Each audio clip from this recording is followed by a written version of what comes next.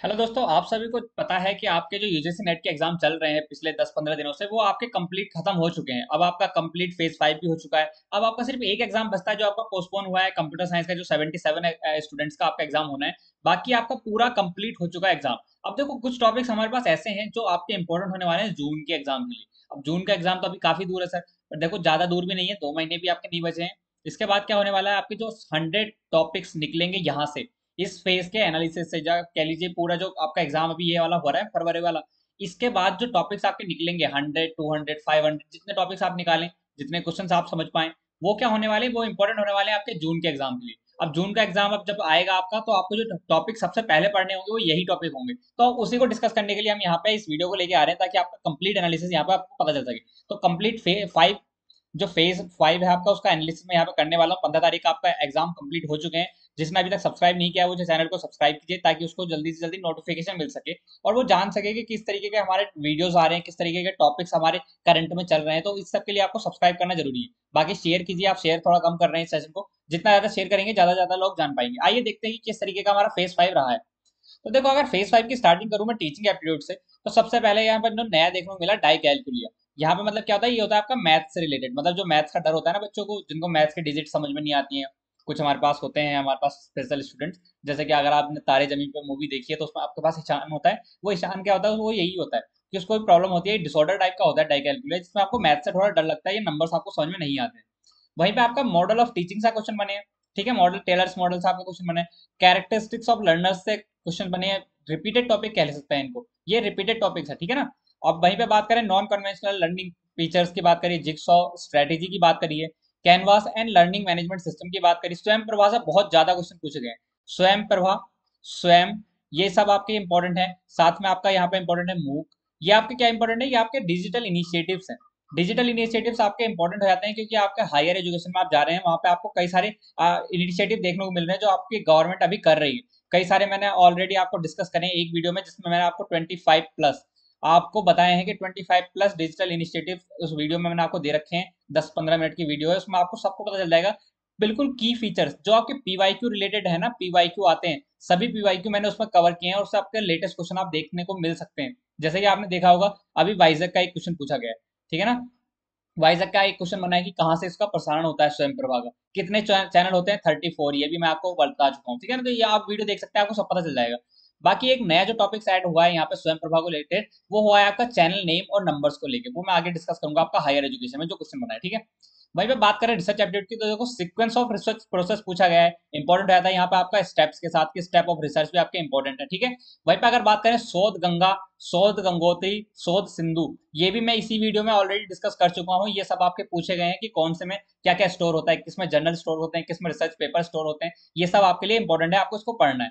वहीं पे sampling important topic है, जो आपका रिपीट हुआ है फेज 1, 2, 3, 4, पूरा कह लीजिए कि जितने भी अभी तक एग्जाम हुए हैं, उसमें सबसे ज्यादा इंपॉर्टेंट टॉपिक आपका सैम्पलिंग रहा है। Probabilistic sampling, non probabilistic sampling, ये सब आपके यहाँ पे पूछ जाते हैं। कोटा सैम्पलिंग कौन सा उसमें आता है, इस तरीके से आपके क्वेश्चन बन रहे हैं।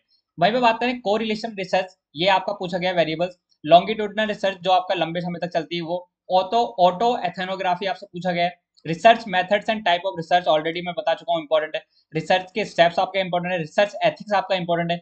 यहाँ पे आपका हाइपोथेसिस इंपॉर्टेंट हो जाता है, कि नल हाइपोथेसिस और अल्टरनेटिव हाइपोथेसिस का कॉन्सेप्ट इंपॉर्टेंट हो जाता है। इसमें आपका एरर इंपॉर्टेंट हो जाता है, कि किस तरीके की कौन कौन सी टाइप 1 की एरर होती है, कौन सी टाइप 2 की एरर होती है। तो ये आपके लिए इंपॉर्टेंट टॉपिक्स हैं, 2 यूनिट से। बाकी अगर हम आगे बढ़े, कम्युनिकेशन, कम्युनिकेशन से सबसे ज्यादा पूछा गया है आपका बैरियर ऑफ कम्युनिकेशन, ठीक है। फिर इसके बाद सेमेंटिक बैरियर इसी में आ जाता है, कि ये पूछा गया था। Personal communication, interpersonal communication, intrapersonal communication, ये आपसे पूछा जाता है। मास कम्युनिकेशन, मास मीडिया, यहाँ पे इंपॉर्टेंट है आपका मास मीडिया, ठीक है ना। ये भी आपका पूछा जा गया है काफी, और पूछा जा सकता है आगे भी। बाकी अगर बात करें, इसमें पूछा गया था कि कौन सा ज्यादा ट्रस्टवर्दी है, ये आपको पता होना चाहिए। मॉडल ऑफ कम्युनिकेशन आपको पता होना चाहिए, लीनियर कौन सा होता है, इंटरेक्टिव कौन सा होता है, और ट्रांजेक्शनल कौन सा मॉडल मॉडल होता है, ठीक है ना। ये सब आपको पता होना चाहिए। और फिर आपके पास वर्बल और नॉन वर्बल कम्युनिकेशन आता है, ये आपका इंपॉर्टेंट हो जाता है। साथ में आपका वर्टिकल, हॉरिजॉन्टल इंपॉर्टेंट हो जाता है, कि ये टाइप के कम्युनिकेशन जो होते हैं, ये आपको पता होना चाहिए। तो ये आपको सब कुछ आपको पता होना चाहिए। जो जनरल टॉपिक्स आपके कम्युनिकेशन में पूछे जाते हैं, वो आपका यहाँ पे आते हैं। एक टॉपिक अगर बोल तो क्या है, इफेक्टिव क्लासरूम कम्युनिकेशन, 7 C's, ये आपके इंपॉर्टेंट टॉपिक है जो आपके कम्युनिकेशन में पूछे जाते हैं, ठीक है। अगर बात करें हम आईसीटी की, तो आईसीटी में देखो वेब 2.0 काफी पूछा जा रहा है। इसके साथ साथ 3.0 भी पूछा गया है।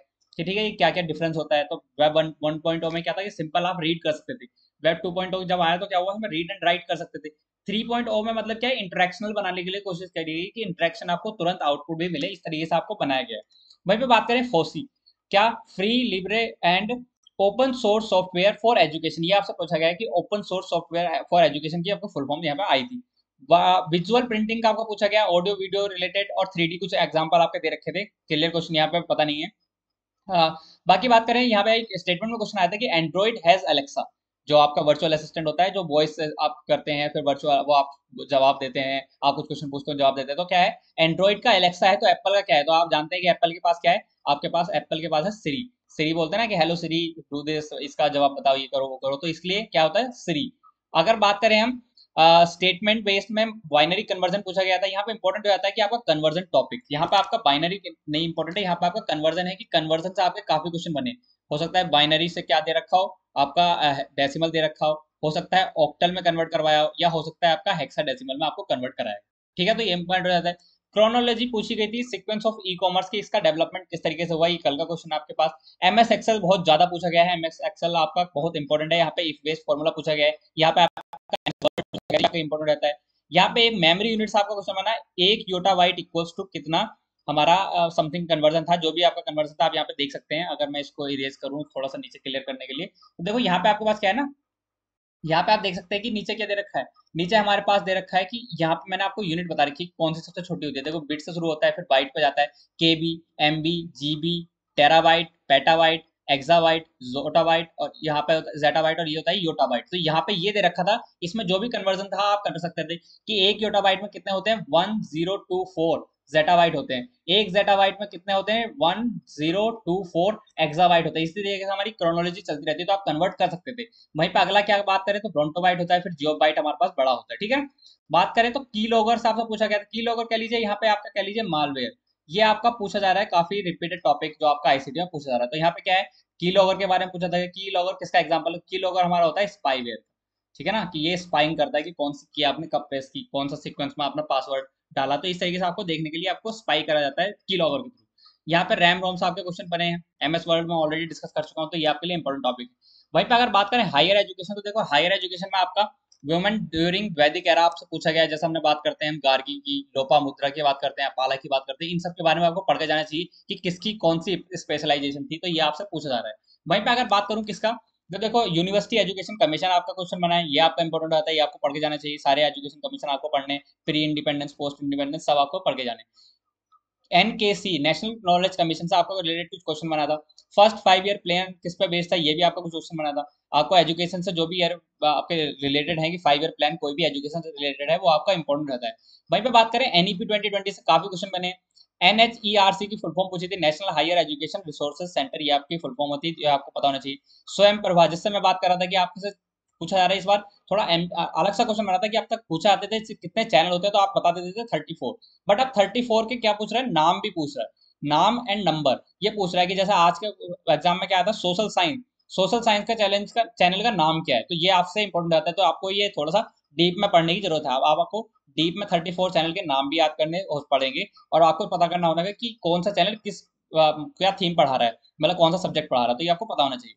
यहाँ पे आपका क्वेश्चन आता है who appoint chancellor of private university, आपको पता होना चाहिए, कल हम डिस्कस कर चुके हैं, बुक एंड ऑथर आपके क्वेश्चन आए थे। ठीक है ना, तो ये आपको पता होना चाहिए।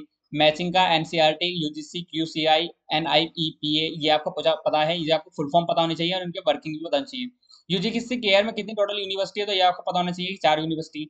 एनवायरमेंट की अगर बात करें, एनवायरमेंट में क्या पूछा जा रहा है, ओजोन भाई काफी इंपॉर्टेंट है। ओजोन के साथ साथ आपका सोलर सोलर एनर्जी आपकी इंपॉर्टेंट है, रिन्यूएबल नॉन रिन्यूएबल एनर्जी से काफी क्वेश्चन बन रहे हैं। प्रोटोजोआ से आपका क्वेश्चन बना था। बाकी चाइल्ड मोरालिटी रेट से आपका क्वेश्चन बना है कि एमडीजी एसडीजी को कनेक्ट करने के लिए कौन सा एमडीजी यहाँ पे यूज होता है, तो देखो फोर्थ एमडीजी में बात करी गई है चाइल्ड मोरालिटी रेट की। बात करें बीओडी, बायोकेमिकल ऑक्सीजन डिमांड, या उसके साथ आपका आता है सीओडी। ठीक है ना, ये भी इंपॉर्टेंट आता है। ठीक है, केमिकल ऑक्सीजन डिमांड, तो ये आपके लिए इंपॉर्टेंट है दोनों, आपको पता होने चाहिए कि किस तरीके से वर्क करते हैं।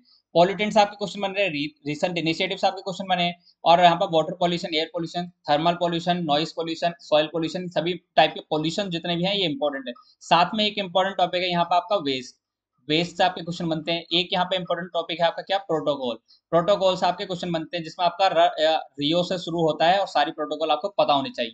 ठीक है ना, तो ये इंपॉर्टेंट होता है। वहीं पे अगर लॉजिकल रीजनिंग की बात करूँ, सिलोगिज्म इंपॉर्टेंट टॉपिक है, सबसे ज्यादा पूछा जाने वाला यहाँ पे फैलेसी। इनफॉर्मल और फॉर्मल दोनों को टाइप के पूछे गए, यहाँ पे 3-3 क्वेश्चन एक शिफ्ट में आपके देखने को मिल जाते हैं। न्याय फिलोसफी से आपके क्वेश्चन बन रहे हैं। स्क्वायर ऑफ पोजिशन सबसे ज्यादा पूछा जाने वाला टॉपिक यहाँ पे, जिसका आप बात करें कुछ इस तरीके का आप पढ़ते हैं ना, AEIO, ये आपके 4 होते हैं। इसमें आप इस तरीके से रिलेशन दिखा देते हैं। यहाँ पे आपका ये अफर्मेटिव वाला पार्ट होता है ऊपर वाला, ये नेगेटिव वाला, मतलब सॉरी, ये जनरल वाला पार्ट होता है ऊपर वाला, और अपना नीचे वाला पार्ट जो होता है वो आपका दूसरा होता है। जैसे फर्स्ट यूनिवर्सल हो गया, तो ठीक है, नीचे का क्या होता है जो आपका टेम्परेरी कह सकते हैं, या फिर कह सकते हैं कुछ पार्ट वाला, ठीक है ना। अगर यहाँ बात बात करें, ये पॉजिटिव साइड होती है और ये आपकी नेगेटिव साइड होती है, मतलब कि अफर्मेटिव एंड नेगेटिव, ठीक है ना। तो ये पर्टिकुलर की दुनिया होती है नीचे वाली, जो अगर बात करें, ये होता है हमारा पर्टिकुलर, और ये होता है हमारा आपका यूनिवर्सल, ठीक है। तो इस तरीके से आपका पूरी बॉन्डिंग बनती है। अब यहाँ पे कनेक्शन क्या बनते हैं, आप कनेक्शन क्या बनते हैं, जैसे ए और ओ का क्या कनेक्शन है, कॉन्ट्राडिक्टरी किसके बीच में होता है, ए और ओ के बीच में होता है, ई और आई के बीच में होता है, ठीक है। अगर इसको मैं रिप्रेजेंट करूँ तो ये होता है क्या, ऑल, ये होता है नो, ये होता है सम, और ये होता है हमारा सम नोट, ठीक है ना। तो इस तरीके से इनके आपस में रिलेशन पूछा जाता है। तो देखो यहाँ पे यही रिलेशन पूछा गया था कि अगर ई ट्रू है तो कौन सा फॉल्स होगा, अगर ई ट्रू है, ये वाला ट्रू है, तो कौन सा फॉल्स होगा, एक तो ये वाला फॉल्स होगा और एक वाला फॉल्स होगा, क्योंकि दोनों साथ में ट्रू नहीं हो सकते। तो क्या होता है, ए एंड आई इसका आंसर हो जाएगा। इस तरीके से आपके, अगर आपको इसको पता है कि किस तरीके से ये काम करता है, तो इस तरीके से आपको आंसर आराम से निकल जाएगा। इस पर मैं जल्दी एक वीडियो लेके आऊंगा कि जो आपका सॉल्व कर सके सारे क्वेश्चन आपके, स्क्वायर ऑफ ऑपोजिशन के सारे क्वेश्चन आपके एक ही वीडियो में सॉल्व हो जाए, इस तरीके से आपके लिए वीडियो बनाऊंगा। बाकी बात करें लॉजिकल इक्विवेलेंस, यहाँ से पूछा गया था आर्ग्यूमेंट का। बाकी बात करें ये सब कॉन्ट्ररी, सब अल्ट्रेशन, कॉन्ट्राडिक्टरी, इनसे आपके क्वेश्चन काफी देखने को मिल रहे हैं लॉजिकल रीजनिंग में। मैथ्स की बात करें तो मैथ्स में आपका compound interest CI, simple interest SI, ये पूछा गया है। मिसिंग नंबर सीरीज थी 1, 3, 7, फिर इंक्रीज हो रहा है 13, तो ये कितने का गैप आ रहा है, देखो 2 का, 4 का, 6 का, तो अब 8 का गैप हो जाएगा, तो इसमें ऐड करेंगे तो 21 यहाँ पे आंसर हो जाएगा। इस तरीके से सिंपल सीरीज चल रही थी। एज का क्वेश्चन आया था, मैं ऑलरेडी वीडियो बना चुका हूँ इस पर, मैथ्स, पूरी मैथ्स पे वीडियो बना चुका हूँ। आपके लिए मैराथन भी आपके लिए चैनल पे मिल जाएगी, ठीक है ना।